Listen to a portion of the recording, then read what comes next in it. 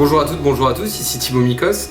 Aujourd'hui on va faire un tuto basé sur un projet inventé qui s'appelle Orbital. C'est un projet de science-fiction, d'introduction de film, où on voit un satellite dérivé aux confins de l'univers. Dans ce tuto on va voir comment fabriquer donc un environnement spatial dans un premier temps, c'est-à-dire un environnement dans lequel vous allez pouvoir pivoter avec la caméra à 360 degrés, regardez où vous voulez, il y aura toujours des étoiles, des choses comme ça. Dans un second temps, on va fabriquer les deux planètes, voir comment les fabriquer avec le plugin Element 3D, les intégrer dans cet espace, ce décor à 360 degrés.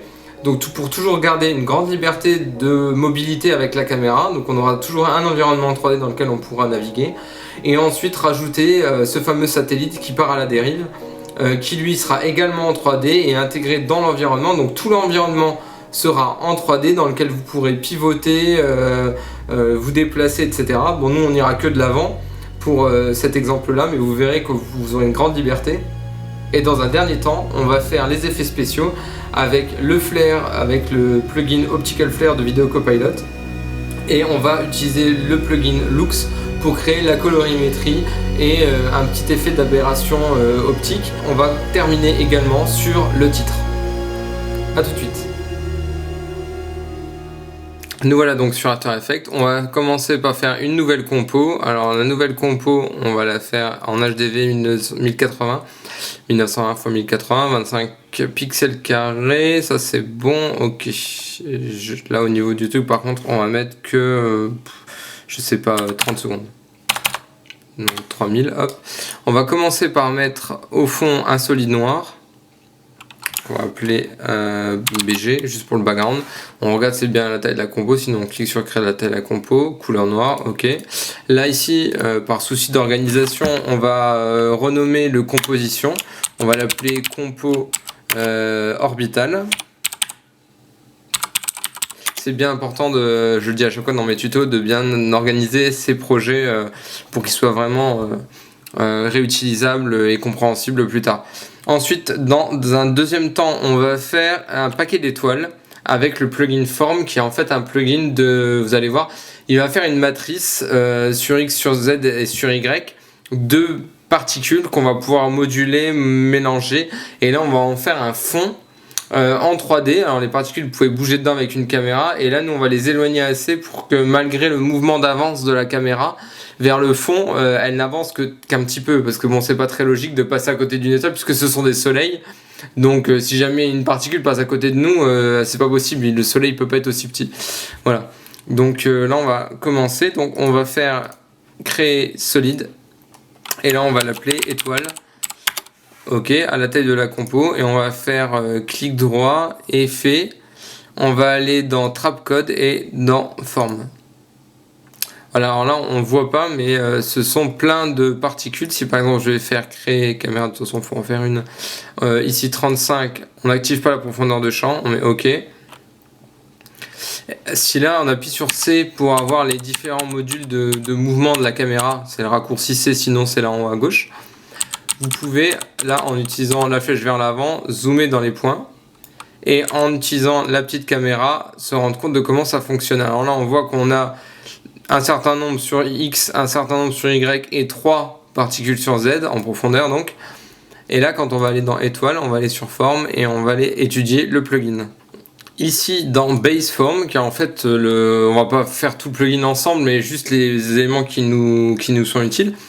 Ici on a justement la size qui est en fait le nombre de particules, la taille des éléments. C'est-à-dire que là on a en X 200, donc ça c'est 200 selon la norme de forme, 200 en hauteur et 200 en profondeur, donc en gros on a un cube.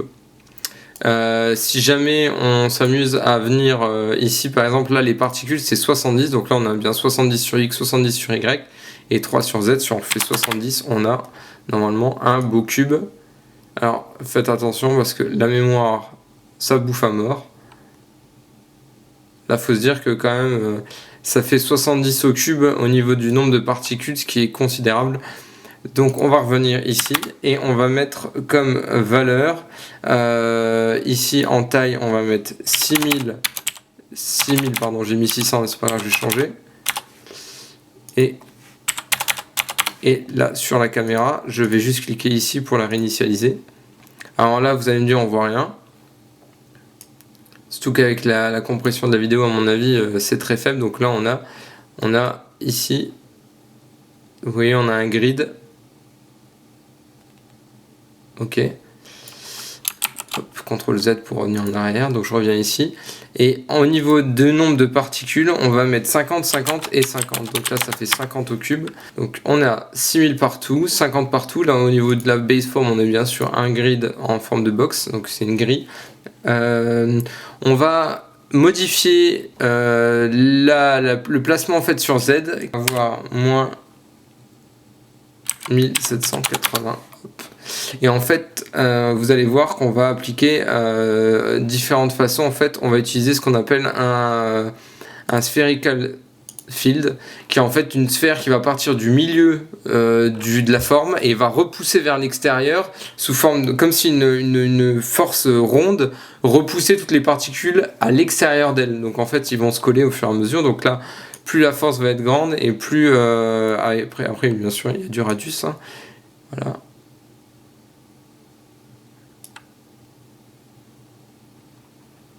Alors là en fait le truc c'est que j'avais mis moins en force, donc en fait ça absorbe les particules sur lui-même à l'endroit où il est. Alors nous ce qu'on veut au niveau des valeurs, on veut justement quelque chose qui repousse bien vers l'extérieur. Donc on va mettre 49. Donc ça repousse vers l'extérieur les particules. Et là au niveau du radius, on va mettre 3930.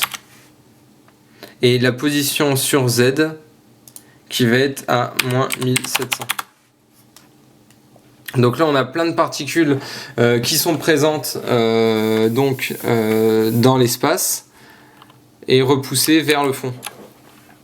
Donc à partir de ce moment là on va revenir sur les valeurs de la particule. Donc là vous pouvez modifier les particules de chaque particule est générée ici, vous pouvez en mettre différentes. Alors nous on va rester sur sphère, on va augmenter ça à 100. Alors le phasor c'est le fondu, c'est à dire que le contour de vos particules elles vont être très diffuses. Au niveau de la taille on est bon. Là peut-être la size random ici on va mettre 10 pour avoir différentes tailles. Et ensuite après on va ici venir dans disperse and twitch et dans fractal field. Alors le disperse en fait vous allez voir, je vais y aller doucement, ça va disperser les particules. Donc, ça va rendre quelque chose de plus aléatoire, de plus random. Ici au niveau de la valeur de disperse, on va être à 150. Voilà, ça a déjà commencé à disperser. Au niveau là du fractal, en fait, ça va créer ce qu'on appelle les fractales, des variations en fonction d'un schéma fractal. Et en fait, les schémas fractaux ou fractales, je ne sais pas, ils vont en fait à partir du blanc et du noir créer différentes variations des particules et du champ de particules. Alors ici justement elles vont affecter la taille. Alors là on va mettre 8. Donc en fait ça crée des variations de taille. Donc plus l'élément est gros et plus en fait on aura des variations de taille de particules. Alors nous on n'en veut pas des trop grosses, donc on va mettre 8. Et on va faire pareil avec l'opacité, donc il y aura des opacités différentes. Et on va mettre 6. Alors là ça se voit pas des masses, mais c'est très fin comme chose. Et ensuite après on va remettre du display, ce qui va de nouveau disperser les particules, etc. pour leur donner vraiment un maximum de chances d'être dispersées. Comme ceci. Après ici on a un flow qui permet en fait de faire bouger les particules de droite à gauche ou vers le fond, etc. Mais on n'en veut pas d'ailleurs les flows évolution. On va le mettre à 0 pour pas que ça évolue. Parce que sinon si vous mettez le flow à 50 et les particules vont bouger sur elles-mêmes, etc. Donc ça va pas être génial. Je vais vous montrer. Si par exemple on calcule, on se rend compte que les particules elles bougent justement sur elles-mêmes. Voilà. Alors que nous on n'en veut pas du tout. De manière à ce que quand on calcule, ça ne bouge pas du tout. Voilà, donc on a déjà là un flot de particules qui est déjà sympa, qui va servir de base pour justement l'espace qu'il y a derrière. Ensuite après on va mettre dans ce décor là, on va appliquer deux photos qui vont servir de fond. Alors on retourne ici dans le projet et on va aller chercher ces fameuses deux photos que vous aurez dans éléments The Stock. Alors on va toutes les prendre et puis on va les utiliser après au fur et à mesure. Donc on va les glisser ici une fois importés sur un dossier et on va appeler ça élément, toujours pour être organisé.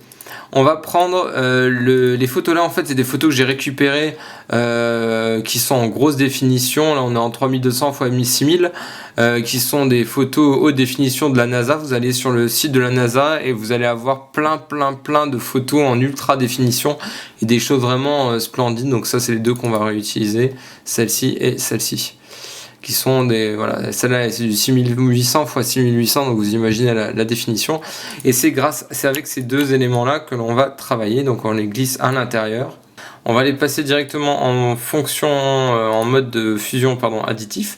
Alors là ces deux choses là on va les mettre déjà en 3D évidemment avec un flou de bouger pour plus tard. Le flou de bouger permet d'avoir lors des mouvements d'avoir un petit flou sympa de réaliste. On va commencer par celui-là. On va modifier en fait sa position, sa rotation et son échelle. Donc on fait P. Ensuite vous maintenez majuscule, vous faites S pour échelle et R pour les rotations, orientations, etc. Et on va modifier justement ces positions-là. Alors je vais vous donner des chiffres qui sont tout à fait arbitraire. Alors c'est ce qui va juste permettre de refaire exactement ce que j'ai fait, sinon vous pouvez positionner ça comme vous voulez. Ici en position, donc on va avoir 31 593, donc là c'est très à droite. Voilà, c'est très à droite par rapport à nous. Vous allez voir, ça va se rattraper avec notamment le Z. Ici en Z vous allez mettre 38 528. On voit c'est déjà plus vers là. Et ensuite après au niveau d'Y on va mettre moins 3384. Alors là on le voit toujours pas. C'est l'échelle qui va tout changer. Donc il faut bien décliquer sur le cadenas là, enfin sur la chaîne, parce que sinon ça va tout lier. Et ensuite après vous allez mettre 1500. Je fais tabulation pour passer à côté pour aller plus vite. 507. Et ensuite 517. Alors le 517 il sert à rien puisqu'en fait c'est sur Z, donc vous l'avez pas, vous validez comme ça. Et maintenant on va faire l'orientation, et l'orientation c'est juste au milieu, vous mettez 42 comme ceci. Alors là on voit qu'il y a des belles bordures bien sales. Alors là par exemple on peut bouger un petit peu si on veut avoir un peu plus de matière. Ici pour éviter justement ces bordures un peu sales, on va double cliquer dessus et on va venir faire un masque autour. Ça va être la même technique après. Vous appuyez sur G ou vous allez chercher la plume et on va faire un contour approximatif de cette forme là.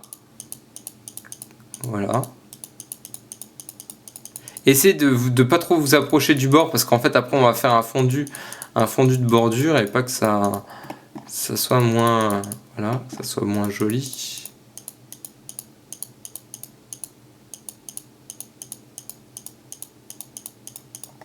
Vous voyez, c'est complètement arbitraire hein, ce que je fais là, comme ceci. Donc là on a une forme, on va appuyer, donc d'avoir double-cliqué en fait sur l'image, ça a permis de l'isoler et de ne pas la travailler au sein même de cette composition en 3D, etc. Ce qui aurait été un petit peu compliqué. Ensuite on revient dessus, donc on a fermé l'onglet en haut.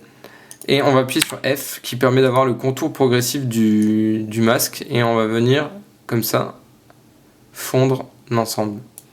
On vérifie bien que là ça n'est pas trop découpé sur la bordure, parce que des fois à force de fondre, je vais vous le montrer, voilà, on commence ici à voir les traits de l'élément.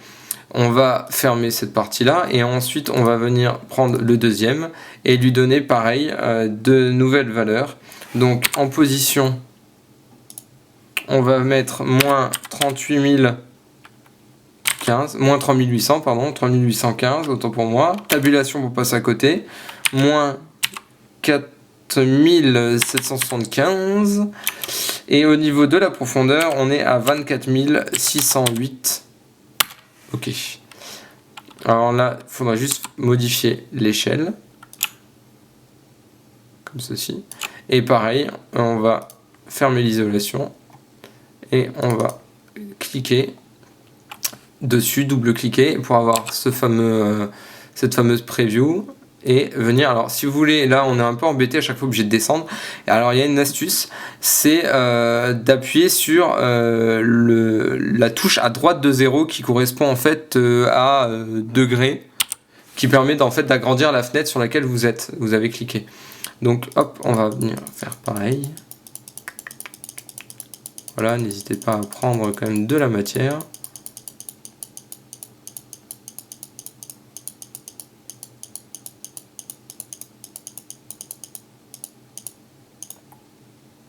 Comme ceci. Ensuite, vous appuyez sur la touche degré qui est à droite du 0 et à gauche du plus, entre les deux. On ferme cette fenêtre-là, on revient ici, et on va de nouveau appuyer sur F pour avoir ce fameux fondu. Comme ceci. Donc ça, c'est les deux parties. Alors c'est mal fondu, hein, évidemment, mais on va rajouter encore un élément par-dessus. Donc on va faire clic droit, créer, solide, et avec justement ce solide que l'on va appeler espace fractal. Et oui, encore une fois un fractal, vous allez voir maintenant ce que c'est plus précisément. On va le mettre au-dessus de tout, et non pardon, pas au-dessus, en dessous. Les étoiles, on va les faire passer au-dessus. Je vais aussi les mettre, tiens, en additif.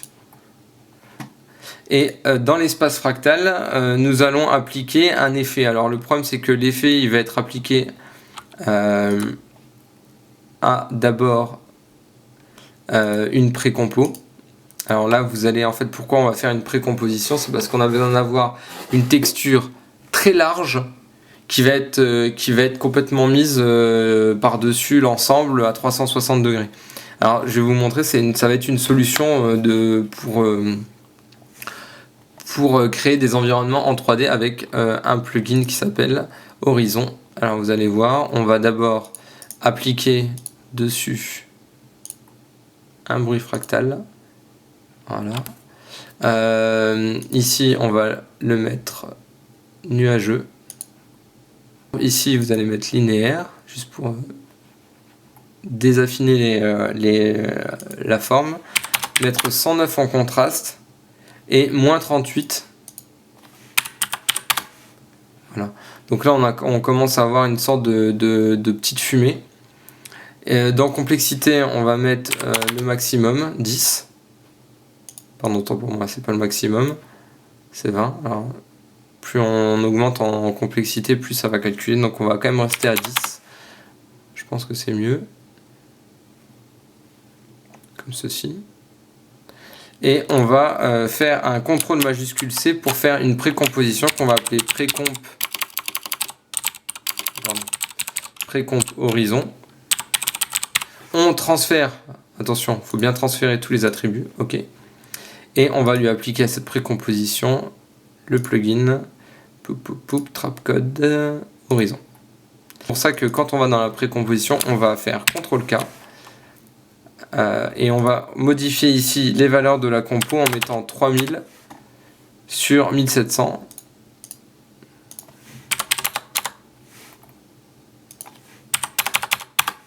Comme ceci. Donc là on se rend compte que la texture n'est pas du tout à la bonne échelle. Donc on va faire on va refaire ce que j'ai fait, je suis désolé. Hop. On recrée une compo. Effet, pardon, bruit fractal, je vous le fais plus vite, nuageux, linéaire, 109, moins 38, et en complexité 10. Et on va lui appliquer en plus de ça, hop, dans correction colorimétrique, on va lui appliquer un dégradé sur 4 couleurs. Alors autant pour moi, c'est pas ici, c'est dans génération, 4 couleurs. On va mettre ça dans produit. Et on va modifier pour avoir des turquoises, des différentes gammes de turquoise, plus ou moins sombres, plus ou moins clairs. Et à plusieurs endroits différents.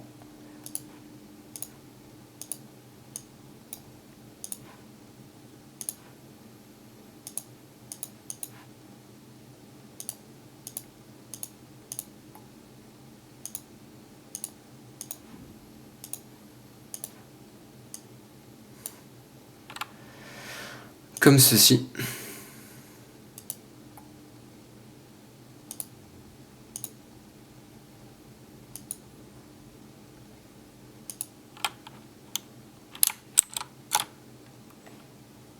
Là, ici, la composition est trop grande. Donc en fait, ce qu'on va faire, c'est faire un CTRL ALT F ou pomme ALT F pour régler la taille de la compo. Et l'image map, on va remettre ça. Parce qu'en fait, ici, il faut donner le layer. Parce que sinon, ça vous fait n'importe quoi. Donc il faut appliquer au plugin Horizon, justement. Et là, on regarde si jamais, par exemple, on l'isole. On se rend compte qu'on a... Alors ici, il y a un raccord, évidemment. Sinon, il faudra le tourner. Voilà. Et vous pouvez voir à 360 degrés que votre texture est appliquée.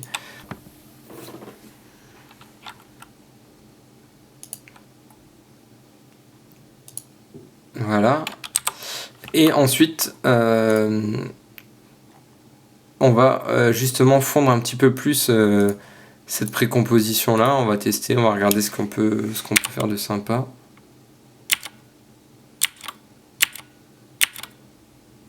On va peut-être baisser en fait simplement en mettant addition et en baissant légèrement l'opacité.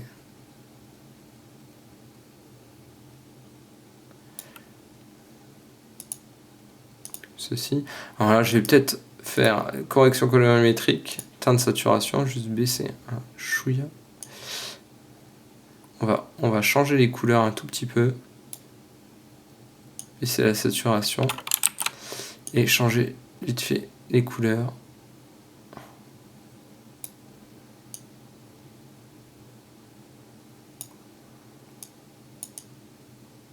On verra ensuite comment on va appliquer un grand filtre dessus. Il y a de fortes chances pour qu'on revienne un petit peu sur les couleurs pour faire quelque chose de très sympathique. Et sur celui-là, on va faire pareil. On va appliquer teinte de saturation et on va modifier la couleur. Voilà, comme ceci. Simplement en appliquant voilà, des effets sur chacun. Peut-être voir baisser l'opacité un chouïa. Mais vraiment un tout petit peu parce qu'il faut quand même garder le blanc. Il faut quand même que ça reste lumineux parce que sinon c'est moins sympa. Ici, là, moi, j'aimerais bien que ça soit un peu plus bleu que vert. Ouais. Ok. De toute façon, le filtre va faire le reste du travail. Donc voilà, on a fini cette première partie qui consiste à fabriquer le fond. Alors ce fond là, il est donc en 3D. Donc forcément, si vous appuyez sur C et que vous vous mettez à avancer dans l'espace,